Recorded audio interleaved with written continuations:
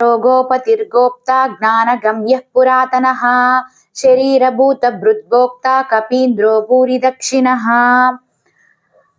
భావం: సంసార సముద్రాన్ని తరించి ఇతరులను తరింపచేయగలిగే తారకేశ్వరుడు సర్వోత్తముడు, ఉత్తములకు ఉత్తరుడు, ప్రాణికోటి ఎదుర్కొనే ప్రతి ప్రశ్నకు ప్రత్యుత్తరమియ్యగల ప్రశ్నోత్తరుడు, సామాన్య జంతుజాలానికి అతీతంగా అత్యున్నత స్థాయిలో ఉంటాడు కనుక ఉత్తరుడు. గోకులంలో గోవులను పాలించే గోపాలుడు సామాన్య బాలుడు కాదు. అతనే కాచే గోవులలో సమస్త భూమండలం నశించని నాకలోకం, ఉదారమైన వాగ్విలాసం, సర్వేంద్రియ సమూహం అన్నీ ఇమిడి ఉన్నాయి. వీటన్నిటికీ అధిపతి అయిన గోపతి గోపీజనుల నోములు పంటగా గోకులంలో అవతరించాడు.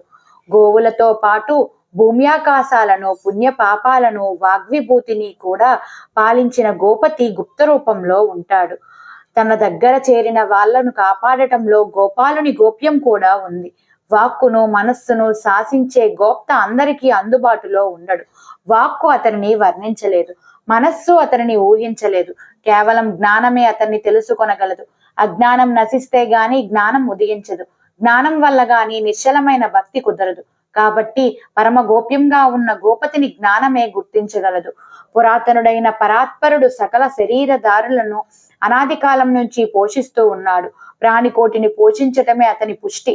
పిల్లలు కడుపు నిండా తింటే తన ఆకలి తీరినట్టు భావించే తల్లివలే భగవంతుడు తన బిడ్డల పుష్టినే తన పుష్టిగా భావిస్తాడు.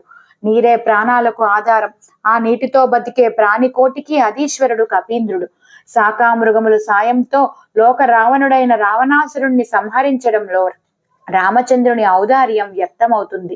తనకు సాధ్యం కాదు, ఇతరులను తరింపచేయవలనే పిపాసితో కోదండపాణి కవి పుంగవులను ఆశ్రయించాడు. అతని దాక్షిణ్యం అలాంటిది. ఎంత దక్షుడో అతను దక్షిణుడు, అనుకూలుడు. అతని మంచితనానికి తిర్యగ్యోనులు కూడా అనుకూలరవుతాయి.